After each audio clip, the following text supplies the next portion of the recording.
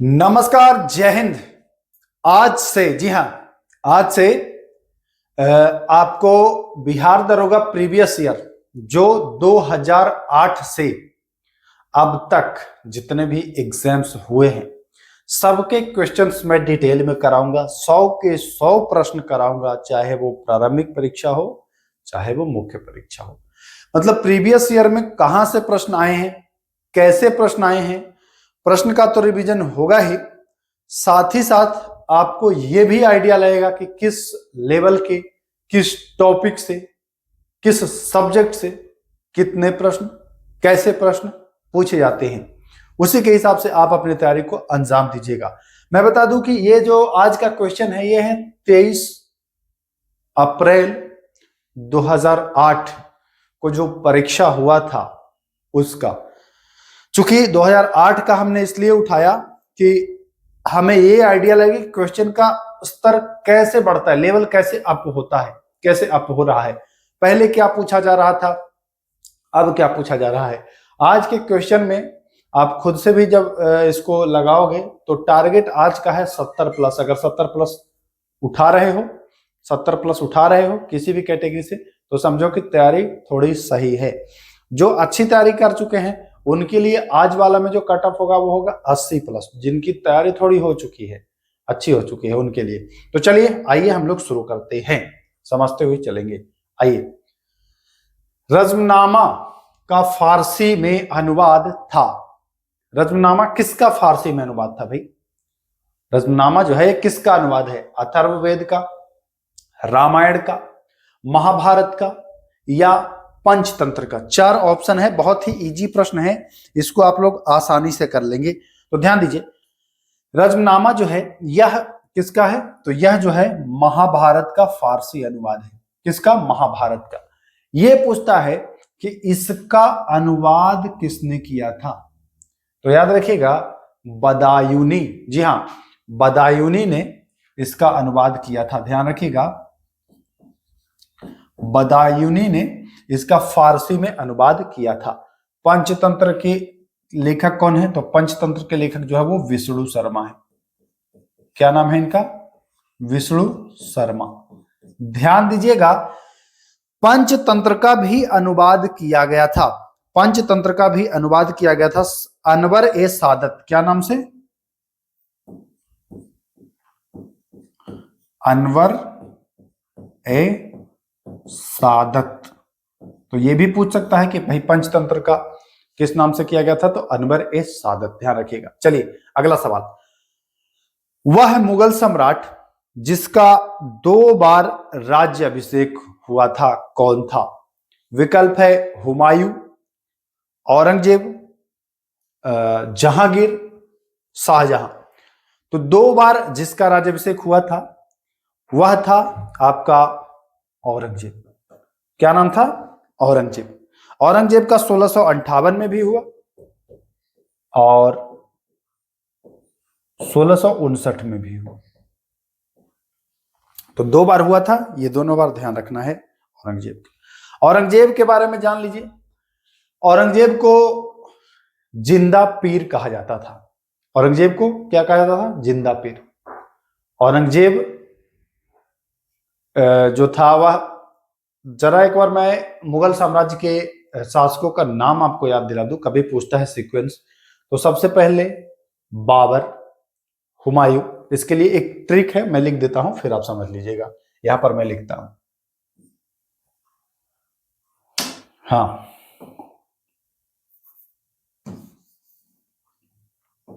Babar B, Humayun, Akbar, Jahangir, Shahjahan, Aurangzeb. यही sequence है। भाजशाह, अगर ये आपको याद है तो आप बिल्कुल याद कर लेंगे। इसके बाद फिर औरंगजेब के बाद उत्तर मुगल काल शुरू हो जाता है। तो ध्यान रखिएगा, बाबर, हुमायूं, अकबर, जहांगीर, शाहजहां, औरंगजेब, है ना। बीच में शेरशाह आ गया था बाबर और हुमायूं के बीच, है ना। बाबर और हुमायूं के बीच आ गया था शेरशाह, चूंकि हुमायूं फिर दोबारा वापस लौट के आया 55 में, तब ये शुरू। चलिए, अंग्रेजों को सुनहरा फरमान कब प्रदान किया गया था? अंग्रेजों को सुनहरा फरमान 1611, 1717, 1665, 1632। देखिए, फारुखसियर ने इसको सुनहरा फरमान नहीं दिया था। अगर लग रहा होगा दिमाग में कि 1717, तो दिमाग से निकाल दीजिए। औरंगजेब, ये जो 1717 फारुखसियर था, वो इसको अनुमति दिया था 3000 रुपए के वार्षिक कर के बदले व्यापार करने का, है ना, शाही फरमान। बाकी आपसे सुनहरा फरमान पूछ रहा है, यानी कि गोल्डन फरमान पूछ रहा है। तो ये गोलकुंडा के राजा के द्वारा 1632 में इसको दिया गया था। तो ध्यान रखिएगा, गोलकुंडा के राजा के द्वारा दिया गया था, तो 1632 सही आंसर होगा। चलिए आइए, हाँ, पुर्तगालियों ने गोवा पर अधिकार कब किया था? पुर्तगालियों ने गोवा पर अधिकार कब किया था? ऑप्शन है 1510, 1508 और 1512। तो गोवा पर पूछे तो गोवा पर किया था 1510 में। अगर पूछे मलक्का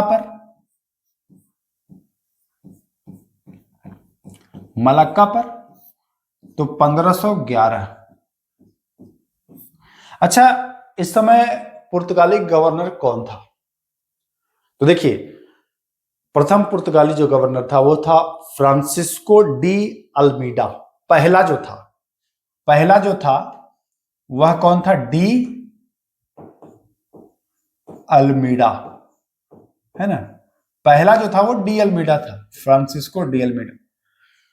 ये 1505 से 1509 तक था। इसके बाद आया था फ्रांसिस्को डी अल्बुकर्क। दूसरा कौन था? सेकंड वाला जो था वो अल्बुकर्क था। अल्बुकर्क ये दूसरा था। ये 1509 के बाद आया ही था। तो अब बताइए, 1510 में अधिकार किया तो कौन रहा होगा? तो अल्बुकर्क रहा होगा। मलक्का पर जब किया तो कौन रहा होगा? तो अल्बुकर्क रहा, क्योंकि मलक्का 11 में हुआ था। अल्मीडा के बारे में जान लीजिए। शांत जल की नीति, जिसको पूछा जाता है कि ब्लू वाटर पॉलिसी किसने चलाया था, तो ये पूछेगा कि भैया ब्लू वाटर पॉलिसी या शांत जल, है ना, शांत जल की नीति। शांत जल की नीति, तो आप बताएंगे अल्मीडा। इतनी बातें क्लियर हैं? क्लियर है। देखिए, जो टॉपिक आ रहा है उन टॉपिक्स को आप पढ़ेंगे, क्योंकि वहां से ही प्रश्न छपेंगे, वहीं से प्रश्न बनेगा। तो उन टॉपिकों को भूलना नहीं है, उन टॉपिकों को पढ़ना है, ध्यान रखिएगा। और अगर आप हमारे चैनल से जुड़े हैं तो ये सारे टॉपिक आपको हमारे चैनल पर मिल जाएंगे प्लेलिस्ट के साथ। प्लेलिस्ट बना हुआ है, सब टॉपिक पर आपको वीडियो उपलब्ध कराया जा रहा है। जातक पवित्र ग्रंथ है, तो जातक जो कथाएं हैं यह बौद्ध धर्म से संबंधित है, जानते हो आप, जातक बौद्ध से संबंधित है। भारत के व्यापारिक संबंध सबसे पहले किस यूरोपीय देश के साथ शुरू हुआ? तो भारत आने वाले प्रथम जो यूरोपीय थे, सबसे पहले आए, देखिए 1498 में वास्को डी गामा के द्वारा भारत की खोज हुई है, ठीक ना। और जो सबसे पहले व्यापारी रहे वह थे पुर्तगाली। पहले पुर्तगाली आए, फिर आए डच, फिर आए अंग्रेज, फिर आए डेनिश और फिर आए फ्रांसीसी। याद कर लीजिए, पुर्तगाली, डच, अंग्रेज, डेनिश, फ्रांसीसी। PDEDF याद कर लेना है आपको, PDEDF, पुर्तगाली, डच, इंग्लैंड, डेनिश, फ्रांसीसी, यही सीक्वेंस रहेगा। पुर्तगाली सबसे पहले आए, यानी कि 1498 में आए और गोवा से 1961 में गए। सबसे पहले आया, सबसे बाद में गया। तो ऐसे भी प्रश्न पूछा जाता है कि कौन सबसे पहले आया था और सबसे बाद में गया था, तो ये बता देंगे आप कि भैया वो था पुर्तगाली। चलिए आइए, निम्नलिखित में से किसे लोक नायक कहा गया है? बहुत इजी प्रश्न है। लोक नायक जयप्रकाश नारायण। है ना। जयप्रकाश नारायण को लोकनायक कहा गया है। लोकमान्य पूछे तो बाल गंगाधर तिलक। अगर ये पूछे लोकमान्य, लोकमान्य अगर पूछता है तब बताते हैं बाल गंगाधर तिलक, ठीक ना, ये ध्यान रखिएगा। बुलंद दरवाजा कहां है? बहुत अच्छा सवाल है, इससे 2-3 प्रश्न बनेगा। बुलंद दरवाजा फतेहपुर सीकरी में है। ये अकबर के द्वारा 1573 में इसका निर्माण कराया गया है। कब कराया गया है? 1573 में। इसे गेट ऑफ मैग्निफिसेंस कहा जाता है। बुलंद दरवाजा को कहा जाता है, ध्यान रखिएगा, गेट ऑफ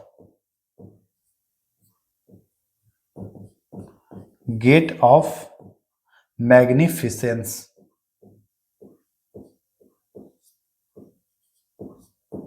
है ना, गेट ऑफ मैग्निफिसेंस कहा जाता है। गुजरात विजय के उपलक्ष्य में अकबर के द्वारा ये फतेहपुर सीकरी में बनवाया गया है 1573। याद रखिए। भारत और बांग्लादेश के बीच कौन सी रेलगाड़ी शुरू की गई? भारत और बांग्लादेश के बीच कौन सी रेलगाड़ी शुरू की गई? तो यह जो रेलगाड़ी शुरू की गई, यह 2008 में मैत्री एक्सप्रेस शुरू किया गया। भारत और पाकिस्तान के बीच शुरू किया गया शिमला सम्मेलन के बाद, समझौता के बाद 1976 में। तो ये भारत पाकिस्तान, ये वाला होगा, मतलब इंडिया और पाक के बीच। लेकिन अब से बांग्लादेश पूछ रहा है तो मैत्री बताओगे। चलो आ जाओ आगे। आइए, राजा भोज किस राजवंश से संबंधित है? गुर्जर, परमार, काकतीय, चालुक्य।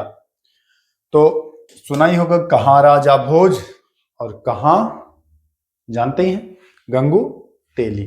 तो ये परमार से संबंधित है। आइए, दिल्ली के लाल किले में मोती मस्जिद का निर्माण किसने कराया था? देखिए, यहां देखता है कि दिल्ली का लाल किला तुरंत आदमी मार देता है, भैया शाहजहां लगा दो, खत्म कहानी। नहीं, लाल किले में मोती मस्जिद कह रहा है, तो लाल किले में मोती मस्जिद पूछे तो बताओगे औरंगजेब, और आगरा का मोती मस्जिद कहे तब शाहजहां। दोनों ध्यान रखना है। तो दिल्ली का जो लाल किला है उसके अंदर जो मोती मस्जिद है वह किसने बनवाया, तो वह पूछे तो वह बताएंगे कि भाई यह तो बनवाया था औरंगजेब ने, ठीक ना। और अगर पूछे कि आगरा का मोती मस्जिद, तो बता ही चुका हूं कि वो बनवाया था शाहजहां, ठीक, ध्यान रखिएगा। चले आगे। 1857 में मेरठ में प्रथम सिपाही विद्रोह की आग किस दिन भड़की थी? कह रहा है कि मेरठ में प्रथम सिपाही विद्रोह की आग जो भड़की थी 1857 में, किस दिन भड़की थी? तो आप जानते हैं कि 10 मई 1857 को मेरठ से यह शुरू हुआ था, ठीक। किस बात को लेकर के 1857 की क्रांति हुई?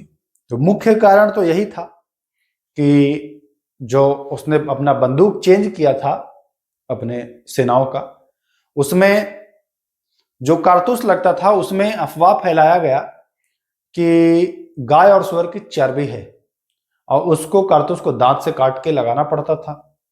हालांकि अफवाह वो नहीं था, बाद में वो सही भी पाया गया। तो ये शुरू हुआ था मेरठ से, ध्यान रखिएगा। इसमें पूछता है कि भैया नेतृत्वकर्ता 2-3 जगह का याद कर लीजिए। जैसे दिल्ली से पूछेगा तो बहादुर शाह जफर 1857 क्रांति का नेतृत्व दिल्ली से जफर ने, लखनऊ से बेगम हजरत महल ने, झांसी से झांसी की रानी बाई, जानते ही होंगे झांसी की रानी लक्ष्मीबाई, और इलाहाबाद से लियाकत अली, पटना से पीर अली पुस्तक विक्रेता, आरा से कुंवर सिंह या जगदीशपुर से या शाहाबाद से तो कुंवर सिंह। कुंवर सिंह की मृत्यु के बाद फिर अमर सिंह आए थे। अगर वजीरगंज गया से पूछे तो खुशवंत सिंह बताएंगे, है ना। तो ऐसे करके आपको इतना याद होना चाहिए कम से कम, ठीक। तो ये सारे याद होने चाहिए। जितने टॉपिक लगभग मैं यहाँ भी करा रहा हूँ, सारे टॉपिक पर, मैक्सिमम टॉपिक पर आपको वीडियो हमारे चैनल पर मिल जाएंगे। ये भी टॉपिक मैं पूरा कंप्लीट कवर करा चुका हूँ। अगर नए हो, कभी मतलब नहीं इतना अच्छे से देखे हो प्रीवियस ईयर को, तो सारे टॉपिक आपको हमारे चैनल पर मिल जाएंगे। आइए, महात्मा गांधी की हत्या नाथूराम गोडसे ने किस तिथि को की, कब की थी? आप तो जानते ही हैं कि महात्मा गांधी की जो हत्या हुई वह नाथूराम गोडसे के द्वारा किया गया था। और 30 जनवरी शहीद दिवस के रूप में भी मनाया जाता है, जानते ही होंगे। 1948 को इनकी हत्या कर दी जाती है नाथूराम गोडसे के द्वारा। आइए, नेताजी सुभाष चंद्र बोस राष्ट्रीय खेल संस्थान जो है वह पटियाला में है, तो ये भी ध्यान रखिएगा, पूछता है। तो अब इससे क्या सीख मिले कि भैया जो खेल संस्थान है वहां से आपको पढ़ना है, प्रश्न आता है। आया कि नहीं? शिवाजी को किसने कैद कर लिया था? तो शिवाजी को जो कैद किया था यह औरंगजेब ने ही कैद कराया था।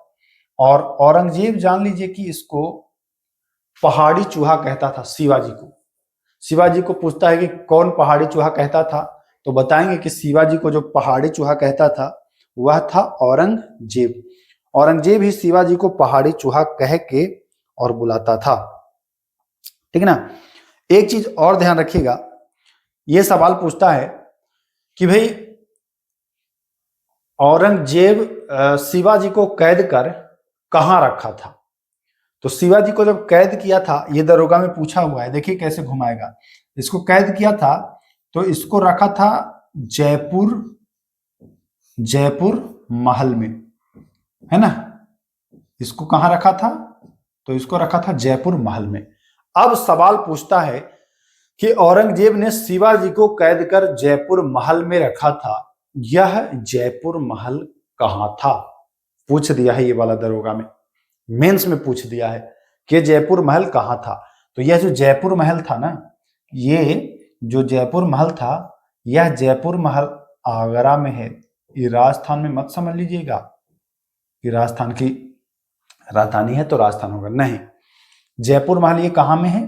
तो बताओगे कि ये जयपुर महल आगरा में है, ठीक। यहां से ये भाग जाते हैं। इसका एक हमशक्ल था हीरोजी फरजंद, शिवाजी का हीरोजी फरजंद, मिठाई की टोकरी में घुस करके वो भाग जाते हैं, शिवाजी उसको बैठा करके, ध्यान रखिएगा। आइए, महात्मा गांधी कब भारतीय राष्ट्रीय कांग्रेस के अध्यक्ष बने थे? एक ही बार बने थे, कर्नाटक के बेलगांव में 1924 में एक अधिवेशन हुआ था। बेलगांव, है ना, बेलगांव अधिवेशन, यही इन्होंने अध्यक्षता की थी। तो ध्यान रखिएगा, वर्ष 1924 में। कांग्रेस की बात आई है तो कांग्रेस की स्थापना 1885, ये आप जानते ही हो। बंगाल का विभाजन कब हुआ था? बंगाल का विभाजन हुआ था लॉर्ड कर्जन के समय। किसके समय? लॉर्ड कर्जन के समय। और यह हुआ था 1905 में। ध्यान रखिएगा, बंगाल विभाजन कब हुआ था? 19 जुलाई, है ना, 19/7/1905 को ये विभाजन हुआ। ये प्रभावी कब हुआ, यानी लागू कब हुआ? तो लागू पूछे तो बताएंगे 16 अक्टूबर। देखिए तिथि पूछता है लागू होने वाला, तो तिथि बताएंगे 16 अक्टूबर 1905। किसके समय में? लॉर्ड कर्जन के समय में। हाँ, रद्द कब हुआ? तो रद्द हुआ था 1911 में, है ना, रद्द हुआ था 1911 में। राजधानी परिवर्तन भी इसी समय हुआ था, ठीक। हार्डिंग था, लॉर्ड हार्डिंग था उस समय। चलिए, बिंबिसार किस वंश का था? तो मगध का पहला राजवंश जिसका नाम है हर्यंक वंश, है ना, मगध का पहला राजवंश जिसका है हर्यंक वंश। बिंबिसार उसी का संस्थापक था, ठीक ना, बिंबिसार उसी का संस्थापक था, तो ध्यान रखेंगे हर्यंक वंश। आइए, चलिए, भारत में प्रथम सत्याग्रह गांधी जी ने शुरू किया था। तो प्रथम सत्याग्रह 1917 में, चंपारण सत्याग्रह। कौन सा सत्याग्रह? चंपारण सत्याग्रह 1917 में शुरू किया था। जैन धर्म के अंतिम तीर्थंकर महावीर की मृत्यु हुई थी। जैन धर्म के में कितने तीर्थंकर हुए, है ना? अंतिम तीर्थंकर की जो मृत्यु हुई है, अंतिम तीर्थंकर कौन है? महावीर है। और इनकी मृत्यु हुई पावापुरी में। याद रखिएगा, जन्म कहां हुआ था? जन्म हुआ था कुंडग्राम ना, जन्म हुआ था कुंडग्राम में। इनका जन्म जो हुआ था वह हुआ था कुंडग्राम में, मृत्यु हुआ था पावापुरी में। जैन धर्म में 24 तीर्थंकर, कुल कितने? 24 तीर्थंकर। पहला ऋषभदेव, पहला कौन थे? ऋषभदेव। 24वें कौन है, यानी अंतिम कौन है? ये 24वें नंबर के थे, 24वें वाले थे महावीर। इनका हर तीर्थंकर का एक प्रतीक था। तो ऋषभ देव का जो प्रतीक था, वो ऋषभ देव का जो प्रतीक था वह था सांड, है ना, सांड ऋषभ देव का प्रतीक था। महावीर जी का जो प्रतीक था वह था सिंह, सिंह, है ना। पूछता है कि जैन तीर्थंकरों में एक महिला तीर्थंकर थी जिनका नाम क्या था। जैन तीर्थंकर में एक महिला तीर्थंकर थी, वो 19वें नंबर की तीर्थंकर थी, है ना, और उनका नाम था मल्लीनाथ। क्या नाम था? मल्लीनाथ। हालांकि श्वेतांबर और दिगंबर दोनों में मतभेद है। एक कहता है कि नहीं मल्लीनाथ पुरुष, और एक कहता है कि मल्लीनाथ महिला। तो ये मतभेद है, ध्यान रखिएगा। भगवान बुद्ध का जन्म लुम्बिनी में हुआ था। लुम्बिनी कहाँ है? लुम्बिनी कहाँ है? तो लुम्बिनी नेपाल में है। भगवान बुद्ध के जो जन्म हुआ था वह नेपाल के तराई में लुम्बिनी में हुआ था। कब हुआ था इसको आप कमेंट कर सकते हो, ठीक ना। ज्ञान प्राप्त कहां में हुआ था? तो ज्ञान प्राप्त बोध गया में हुआ था। ज्ञान प्राप्त कहां में हुआ था? बोध गया में, पीपल वृक्ष के नीचे। उत्तर प्रदेश में क्या हुआ था इनका? तो उत्तर प्रदेश में सबसे पहले तो ये ज्ञान की जो विस्तार किए, जो प्रथम उपदेश कहलाता है सारनाथ में इन्होंने ही दिया था। तो ये भी ध्यान रखने योग्य बात है। जो भी पॉइंट बताया जा रहा है क्वेश्चन के अलावा उसको भी नोट कर लेना आप। इनकलाब जिंदाबाद, भगत सिंह जानते ही हो, भगत सिंह। बक्सर का युद्ध किसके बीच हुआ था? तो बक्सर का युद्ध हुआ था 1764 में, पहले ये याद रख लेना है। मीर कासिम और अंग्रेज के बीच हुआ था।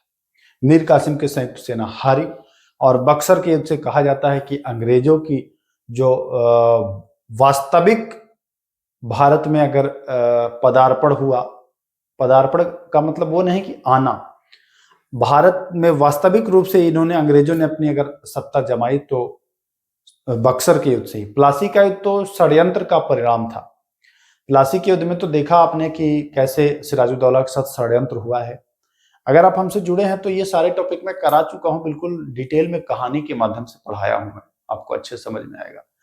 तो जब हम बक्सर का युद्ध और प्लासी का युद्ध करा रहे थे तो बताए थे उसमें कि बक्सर का युद्ध जो है वह वास्तविक जीत इसी युद्ध से हुई थी अंग्रेजों की। आइए, गुरु गोविंद सिंह की माता का नाम क्या था? गुरु गोविंद सिंह की जो माता थी उनका नाम क्या था? बहुत अच्छा प्रश्न है। गुरु गोविंद सिंह की माता का नाम पूछा हुआ प्रश्न है तो अच्छा होगा ही। और इनकी माता का नाम था गुजरी देवी।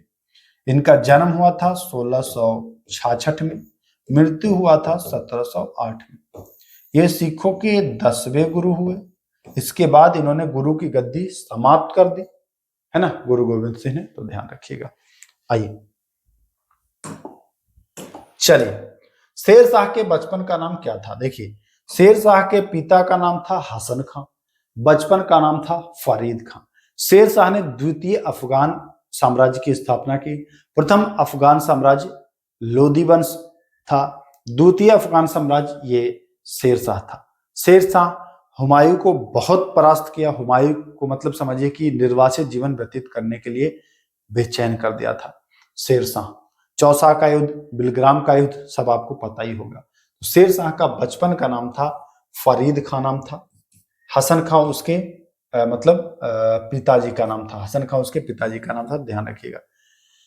भारतीय राष्ट्रीय कांग्रेस की स्थापना कब हुई थी? तो 1885, ये करा चुका हूं मैं, 1885 में। अच्छा हाँ, उस समय वायसराय कौन था?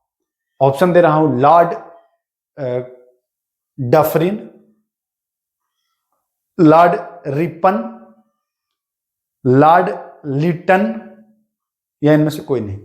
4 ऑप्शन है, डफरिन, रिपन और लिटन। बहुत अच्छा सवाल है। पहले अधिवेशन में 72 प्रतिनिधियों ने भाग लिया था। कितने? पहले अधिवेशन में 72 प्रतिनिधियों ने भाग लिया था। ए ओ ह्यूम, जी हां, ए ओ ह्यूम इसके संस्थापक कहलाए। डब्ल्यू.सी. बनर्जी पहले अधिवेशन की अध्यक्षता इन्होंने किया। डब्ल्यू.सी. बनर्जी कहां में? बंबई में। दूसरे अधिवेशन की अध्यक्षता कलकत्ता में। दादा भाई नौरोजी ने, तीसरे अधिवेशन मद्रास में, चौथा अधिवेशन इलाहाबाद में जिसमें जॉर्ज यूले ने अध्यक्षता की थी। तो ये चारों पॉइंट आपको याद रखने हैं। चलिए, व्यापगत सिद्धांत से कौन संबंधित रहा है? बहुत अच्छा सवाल है ये। व्यापगत सिद्धांत आपसे पूछा जाता है एग्जाम में, जिसको डॉक्ट्राइन ऑफ लैप्स, जी हाँ, डॉक्ट्राइन ऑफ लैप्स या राज्य हड़प नीति या राज्य का अपहरण, है ना, अपहरण करता था राज्य का, आदमी का किडनैप होता है। ये डलहौजी जो था ना, ये राज्य को ही किडनैप कर लेता था, जिसको व्यापगत सिद्धांत कहा था या डॉक्ट्राइन ऑफ लैप्स। ये कौन था? लॉर्ड डलहौजी। देखिए, 4 पॉइंट बताऊंगा इसमें, 4 राज का नाम जो हड़पा था, वो एग्जाम में पूछता है। एक है सतारा, एक है सतारा, दूसरा है झांसी, दूसरा है झांसी, फिर है नागपुर, और एक है अवध। ये महत्वपूर्ण है जो एग्जाम में पूछता है और मिलान कराने के लिए आपको दे देगा। तो सतारा को इसने हड़पा था 1848 में, सतारा को हड़पा था। झांसी को 1853 में, नागपुर को 1854 में, अवध को 1856 में। इसका कार्यकाल भी यही था डलहौजी का, 1848 से 56। रेल चलाया, तार टेलीग्राफ चलाया, है ना, ये सारा काम ये किया था। भारत में रेल यही चलवाया था डलहौजी। तो ध्यान रखिएगा, ये वाला पॉइंट नोट कर लीजिएगा। आइए, भारत का प्रथम वायसराय कौन था? प्रथम वायसराय, देखिए, पहले गवर्नर हुए बंगाल के, फिर भारत के, फिर गवर्नर जनरल हुए और फिर वायसराय हुए। वायसराय मतलब राजा का मुकुट। तो प्रथम जो वायसराय बना वह बना लॉर्ड कैनिंग। व्यापगत सिद्धांत जो डलहौजी चलाया 1856 में, आपने देखा अवध को समेट लिया, लपेट लिया। इसके बाद डलहौजी का समाप्त हो जाता है, 42 साल की उम्र में इसका कार्यकाल यहां समाप्त होता है। इसके बाद आता है Lord Canning. Lord Canning Bharat का अंतिम गवर्नर जनरल और प्रथम वायसराय। कैनिंग दोनों रहा, गवर्नर जनरल भी रहा और वायसराय भी रहा लॉर्ड कैनिंग। लॉर्ड कैनिंग ने ही ये जो व्यापगत सिद्धांत था इसको समाप्त किया। तो ध्यान रखिएगा, प्रथम वायसराय कौन है? Lord Canning. यही क्या करता है, ये जो डलहौजी ने व्यापगत सिद्धांत चलाया था इसको समाप्त किया। व्यापगत को क्या किया? समाप्त किया। और डलहौजी और कैनिंग के बारे में इतनी बातें बता दी। प्राचीन नालंदा विश्वविद्यालय के संस्थापक थे कुमार गुप्त, ठीक। विक्रमशिला विश्वविद्यालय धर्मपाल। लेकिन आपसे क्या पूछ रहा है? नालंदा। तो नालंदा पूछ रहा है तो आप कुमार गुप्त बताओगे। रेशम बनता है किससे? तो रेशम के कीड़े से बनता है, जानते ही होंगे आप। रेशम उत्पादन में प्रथम स्थान विश्व में कौन सा है? तो रेशम उत्पादन में अगर विश्व की बात करें तो विश्व में है आपका चाइना। विश्व में क्या है? विश्व में है आपका चीन है। भारत में मलबरी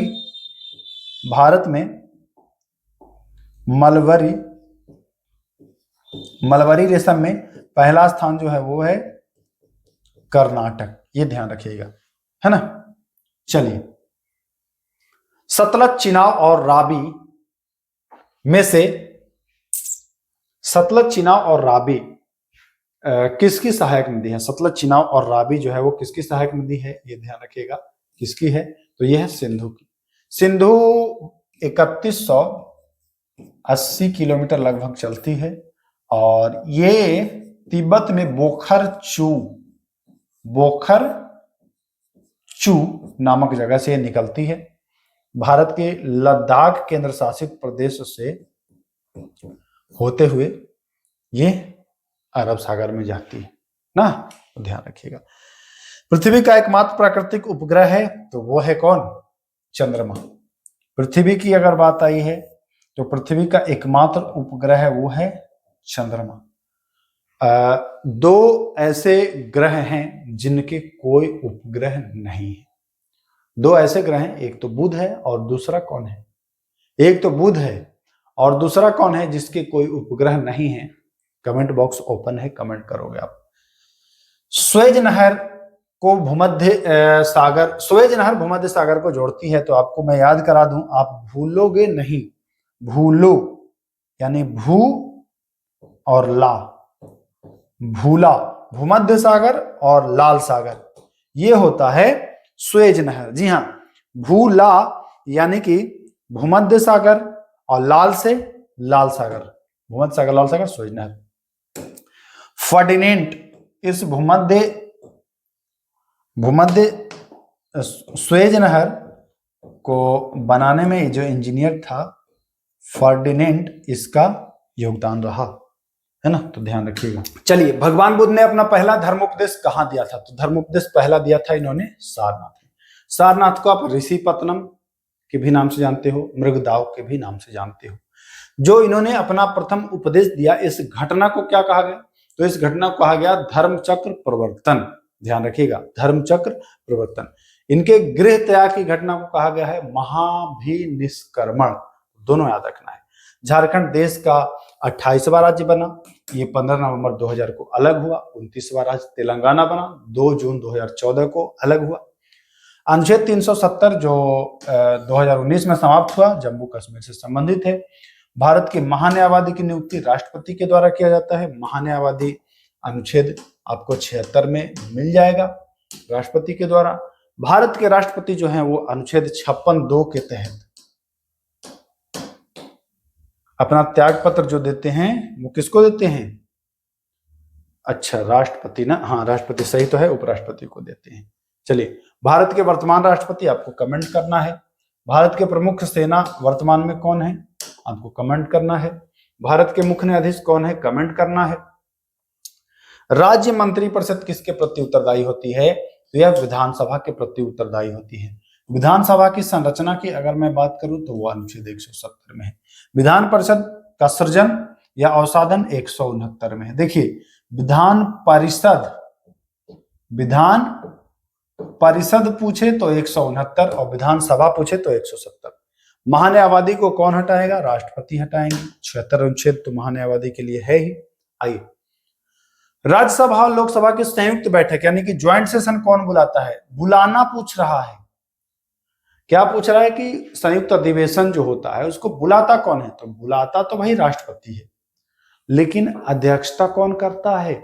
तो अध्यक्षता करता है लोकसभा का अध्यक्ष, लोकसभा स्पीकर। तो यहां बुलाने की बात की गई है, तो बुलाता है भाई राष्ट्रपति। संयुक्त अधिवेशन किस अनुच्छेद में है? तो 108 में है, ध्यान रखिएगा। आइए, एक व्यक्ति ग्राम पंचायत का सदस्य बनने के लिए चुनाव लड़ना चाहता है, उसकी कम से कम उम्र कितनी होनी चाहिए? चुनाव लड़ना चाहता है ग्राम पंचायत का, लड़ो ग्राम सभा का। 21 वर्ष है तभी लड़ पाओगे, 21 वर्ष। ठीक, आइए, ये उस समय का करंट अफेयर है, तो बस जान लीजिए कि राजतंत्र समाप्त हुआ था नेपाल में।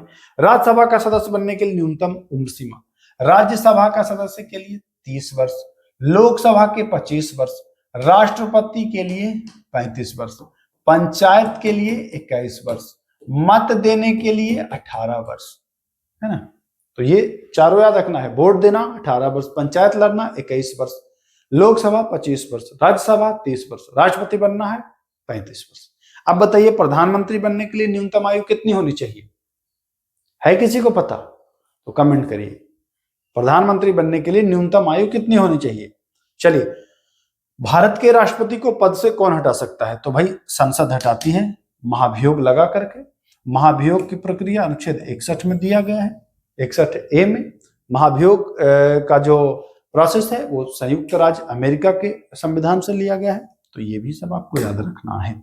आइए, अगला सवाल, बिहार में लोकसभा की सीटों की संख्या कितनी है? तो भैया लोकसभा की सीट की संख्या बिहार में 40 है। लोकसभा की बात करता हूं तो अनुच्छेद देखिए 79, 80, 81। 79 में है संसद, 80 में है राज्यसभा, 81 में है लोकसभा, है ना। तो लोकसभा 81। पटना हाईकोर्ट की स्थापना 1916 में। हाईकोर्ट किस अनुच्छेद में है? अनुच्छेद 214 में है। वर्तमान में कितने हाई कोर्ट है, 225, केवल 25। अच्छा, 2 राज्यों के लिए 1 हाई कोर्ट, तो वो 231 आर्टिकल में है। इतनी बातें ध्यान रखना है कम से कम आपको। बिहार में कुल कितने प्रमंडल हैं? 9 प्रमंडल हैं। आप लोग कमेंट करें कि कौन कौन से प्रमंडल के हैं। मैं तो हूं मगध प्रमंडल का, है ना। बिहार में जिला की संख्या 38। अपना अपना प्रमंडल कमेंट करिएगा, कौन सारण का है, कौन तिरहुत का है, कौन कहां का है। चलिए, वर्ष 2001 की जनगणना के अनुसार बिहार की कुल जनसंख्या 2001, चूंकि ये 2008 का पेपर था तो वो 2001 का पूछा था, उस समय था 828,78,796। वर्तमान में क्या है भैया? तो वर्तमान में बदल गया है, वर्तमान में लगभग 10 करोड़ से भी ऊपर हो गया है, तो ये भी ध्यान देना है, वर्तमान में 10 करोड़ से ऊपर हो गया। चलिए, फणीश्वर नाथ रेणु का जन्म कहां हुआ था? तो इनका जो जन्म हुआ था वो हुआ था अररिया, ध्यान रखिएगा। बिहार में पुल सड़क निर्माण के लिए सरकार ने किस कंपनी से, ये पुराना है, उस समय का है, इसको स्किप कर लो आप, कोई दिक्कत नहीं है, क्योंकि अब ये किसी काम का नहीं है, पुराना वाला। चलिए, जूट उत्पादन में बिहार का कौन सा जिला अग्रणी है? अभी वर्तमान में पूर्णिया है। अच्छा, जूट में, विश्व में जूट में, तो विश्व में अब तो जूट में दे रहा है भारत ही दे रहा है, बांग्लादेश को दूसरे नंबर पर करा दिया है, स्रोत से पता चलता है, नेट से, तो ध्यान रखिएगा।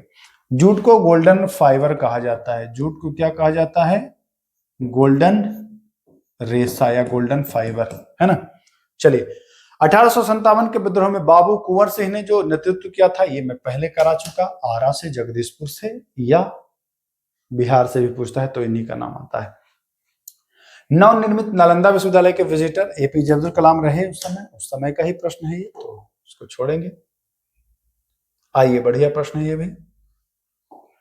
मोबाइल टेलीफोन के काम करने के लिए कौन सा अति आवश्यक है? तो ध्यान रखिएगा, सिम कार्ड तो जरूरी है ही। सेवा, अब आप कहेंगे कि वाईफाई से कनेक्ट कर लेंगे, तो भाई वाईफाई से कनेक्ट तो कर लोगे, लेकिन सिम कार्ड तो चाहिए ना फोन करने के लिए, चाहे ई सिम चाहिए तो कैसे करोगे कॉल? या तो व्हाट्सएप कॉल करेंगे, तो यहाँ व्हाट्सएप कॉल के लिए तो कहीं दिया नहीं है। हैंडसेट भी जरूरी है, नेटवर्क भी जरूरी है, यानी कि सभी हो जाएगा। निम्नलिखित शब्दों में कौन सा शब्द इंटरनेट कार्य प्रणाली से सही है? इंटरनेट कार्य प्रणाली से, कार्य प्रणाली से, ठीक ना। तो देखिए, इंटरनेट कार्य प्रणाली www, तो ये तो वर्ल्ड वाइड वेब इसका फुल फॉर्म हो जाएगा, HTTP hyper text transfer protocol, है ना, ये फुल फॉर्म हो जाएगा। ईमेल इलेक्ट्रॉनिक मेल हो जाएगा, लेकिन यहां दे रहा है कि इंटरनेट कार्य प्रणाली से सही है। हमारे ख्याल से ये होना चाहिए उपर्युक्त सभी होना चाहिए। बाकी आंसर जो देता है, आंसर की में वो ईमेल देता है, सी, मेरे हिसाब से डी होना चाहिए। बाकी एक बार देखिएगा आप लोग भी। निम्नलिखित में से कौन सा पर्सनल कंप्यूटर की कीबोर्ड में उपलब्ध नहीं था? तो पीसी पर्सनल कंप्यूटर में एंटर नहीं होता था, ध्यान रखेंगे। चलिए, आइए, निम्नलिखित में से किस खेल हस्ती ने एशियाई भारत, ये छोड़िए, जब करंट पुराना हो गया है। वेलिंगटन कब संबंधित है? तो ये देखिए, मैं एक कराया हूं, वीडियो बनाया हूं, जिसमें आपको मिल जाएगा कौन सी ट्रॉफी किस खेल से, कौन सा कप किस खेल से। वेलिंगटन जो है वो रोइंग से संबंधित है, मैं करा चुका हूं, हॉकी नहीं है, रोइंग है, रोइंग, ध्यान रखिएगा, रोइंग से संबंधित है। चलिए, WWE के द ग्रेट खली का असली नाम क्या है? तो दलीप सिंह राणा इनका असली नाम है। चलिए, पंडित रविशंकर क्या बजाते थे? सितार बजाते थे। पंडित रविशंकर को भारत रत्न कब मिला? तो इनको भारत रत्न 1999 में मिला। ये बनारस के रहने वाले थे, है ना, तो ध्यान दीजिएगा। 2008 में हुए ओलंपिक, 8 ओलंपिक जो था वो बीजिंग ओलंपिक था, ठीक, तो चीन में, चीन की राजधानी है ना बीजिंग, तो ध्यान रखिएगा। श्वेत क्रांति का संबंध है दूध से, ठीक, तो ध्यान रखिए। मत्स्य पालन कहलाता है पीसी कल्चर, सेरीकल्चर रेशम कीट कहलाता है। चलिए, जयपाल राणा का संबंध किस खेल से है? जयपाल राणा का संबंध किस खेल से है? बहुत अच्छा प्रश्न है, जयपाल राणा का संबंध किस खेल से है? क्या आप कमेंट कर सकते हो जयपाल राणा के बारे में? आपसे ऐसे पूछते रहता है, प्लेयर का नाम पूछ देगा और खेल पूछ देगा ना, प्लेयर का नाम पूछ देगा और खेल पूछ देगा।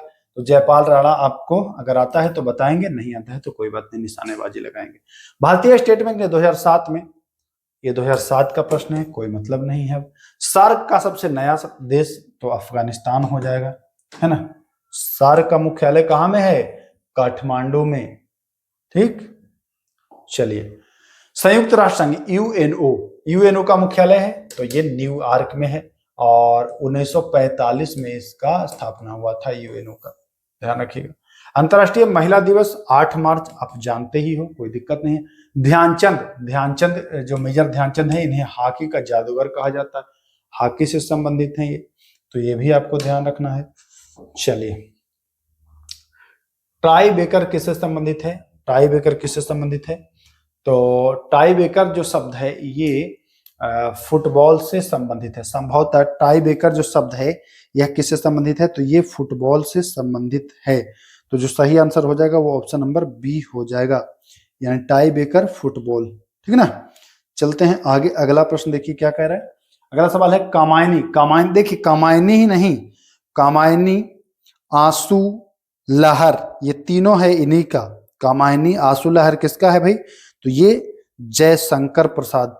कामायनी, आंसू, लहर, ये तीनों आपको ध्यान रखना है। कामायनी, आंसू, लहर जो है वो जयशंकर प्रसाद से संबंधित है, तो ये भी आपको क्लियर हो जाएगा। कामायनी, आंसू, लहर 77, दोनों आपको ध्यान रखें, कामायनी, आंसू, लहर और फुटबॉल, ये जानना है। बिहार में लगभग कितने क्षेत्र पर भूमि कार्य होता है? तो ये लगभग 60% है। चलिए, हम लोग पहुंच रहे हैं फटाफट अपने पॉइंट पर। आइए, बिहार में साक्षरता दर 2001 के हिसाब से पूछ रहा है, ध्यान दीजिएगा, थोड़ा सा मुश्किल है। 2001 के हिसाब से पूछ रहा है, तो 2001 के हिसाब से तो भाई ये है 47.53, 2001 के हिसाब से। अच्छा, 2011 के हिसाब से जरा आप बताएं, 2011 के हिसाब से ओवरऑल साक्षरता दर कितनी है? महिला साक्षरता नहीं, ओवरऑल पुरुष साक्षरता भी नहीं, ओवरऑल 2001 के हिसाब से कितनी है बताएंगे।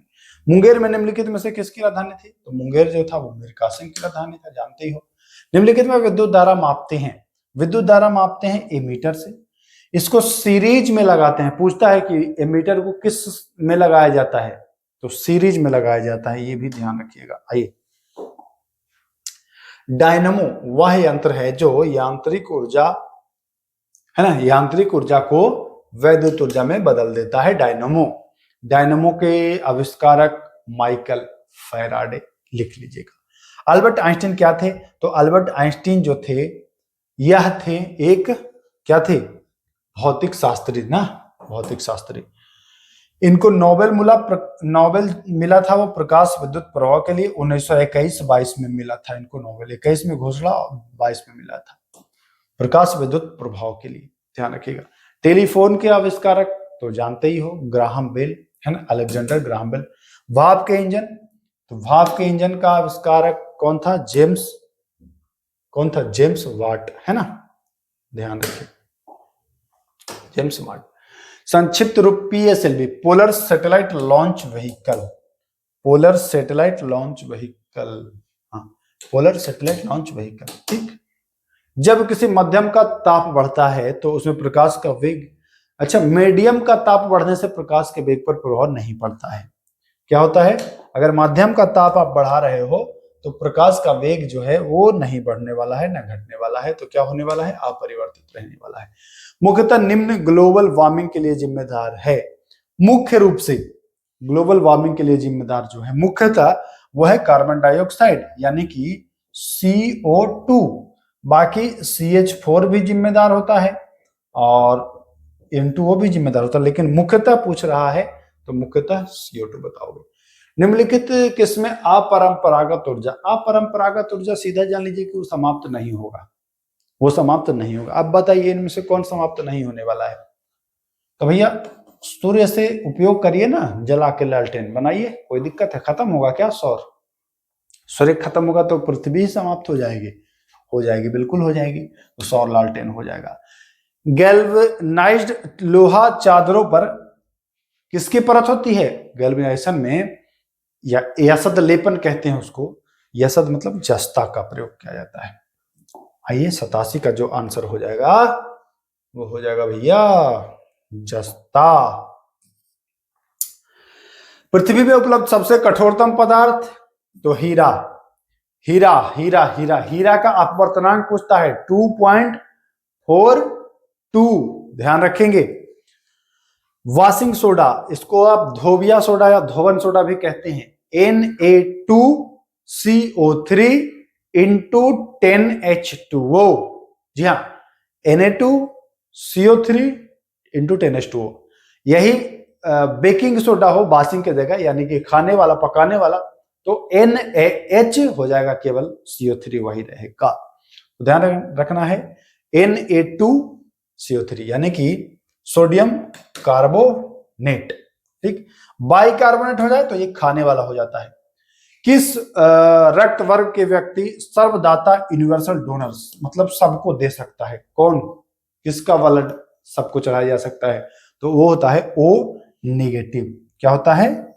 O नेगेटिव का जो रक्त है वह सबको दिया जा सकता है, और सबसे लिया जा सकता है तो वो होता है AB होता है, वो सर्वग्राही कहते हैं उसको। तने की कटाई का प्रयोग तो जानते हैं कि गन्ना जो है वो तन्ना काट के प्रयोग किया जाता है। एड्स का full form acquired immune deficiency syndrome. Acquired immunity deficient syndrome, हाँ ये तो है सही। एक्वायर्ड डिफिशियंसी है, ये वाला सही है। देखिए acquired immune deficiency syndrome, B नहीं है, यही ध्यान देना होता है एग्जाम में। चलिए, है ना। दूध के फटने पर आवाज नहीं होती है। दूध के फटने पर कौन सा एसिड बनता है? तो दूध फटता है तो लैक्टिक एसिड बन जाता है, तो सी ऑप्शन सही होता है। दूध फटने पर आवाज होता है क्या, बताइए। संतरा खट्टा लगता है तो विटामिन सी का स्रोत होगा, आप जानते ही हो। इनमें से कौन सा रोग मच्छर से नहीं फैलता है? घेंगा जो है ना, यह उससे होता है आयोडीन की कमी से। घेंघा या गलगंड कहते हैं इसको ना, तो वो आयोडीन की कमी से होता है। पालक किसके प्रबल स्रोत हैं? तो पालक में विटामिन ए, आयरन भी मिलता है लेकिन प्रबल स्रोत विटामिन ए हो जाएगा। दंत क्षय होना प्रारंभ होता है जब आपका पीएच मान मुंह का कम जाता है, 5.5 से कम जाता है, और यह बैक्टीरियल संक्रमण से होता है। एंटीटॉक्सिन का इंजेक्शन किस रोग के उपचार के लिए? तो ये टेटनस के उपचार में आपको लगाया जाता है। किसके लिए? टेटनस के लिए, हाँ सही। अर्थशास्त्र पुस्तक के लेखक, अर्थशास्त्र के लेखक हैं चाणक्य या कौटिल्य। अर्थशास्त्र में राजनीति शास्त्र के बारे में बताया गया है, अर्थशास्त्र में राजनीति के बारे में बताया गया है, तो ये ध्यान रखिएगा। 100वां और आखिरी प्रश्न है, सितारा देवी। सितारा देवी किस विद्या से संबंधित है? तो सितारा देवी का जो संबंध है वो शास्त्रीय नृत्य से संबंधित है। इनको कथक क्वीन भी कहा जाता है। सितारा देवी को कथक क्वीन के नाम से जाना जाता है। तो याद रखिएगा, कभी पूछ सकता है कि किसे कथक क्वीन के नाम से जाना जाता है, तो बताओगे आप सितारा देवी। तो चलिए, मुझे उम्मीद है 100 के 100 प्रश्न आपने कर लिए होंगे, अच्छे से इसको कवर किया होगा आपने, और इन टॉपिक पर आप पढ़ोगे। फिर मैं एक बार बता दूं कि आप हमारे चैनल से जुड़ करके भी इन सारे टॉपिक को मैं करा रहा हूं, आप कर सकते हो, अपनी तैयारी को मजबूत बना सकते हो। एक बात और, जब तक आप खुद से सेल्फ स्टडी से तैयारी नहीं करना शुरू करोगे, दूसरे के भरोसे रहोगे, तब तक आपका रिजल्ट नहीं होगा। आपको खुद से लगना पड़ेगा। हम लोग केवल आपको मार्ग दिखा सकते हैं, मंजिल नहीं दिला सकते हैं। मंजिल अगर आपको पाना है तो आपको ही मेहनत करना पड़ेगा, हम मार्ग दिखाने का काम करेंगे, है ना। बाकी अगर कोई कहता है कि ये कर दूंगा वो कर दूंगा, तो कोई नहीं करेगा, करना आप ही को पड़ेगा, ये परम सत्य है। तो चलिए फिर मिलते हैं, तब तक के लिए नमस्कार।